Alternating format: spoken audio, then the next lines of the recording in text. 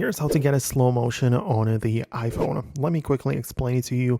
If this is your first time here on this channel, make sure you subscribe so you don't miss these quick tips and tutorials. So of course, the iPhone camera has gone through a little bit of a change in the iOS 26. So you open up the camera and at the bottom you have just a regular photo mode and the video mode.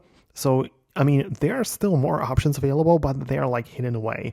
So you have to horizontally scroll through the buttons below, and you're going to eventually see more options. You know, those that always used to be available in the iPhone camera, like the cinematic mode and the time lapse, as well as slow motion. So this is where you can find it.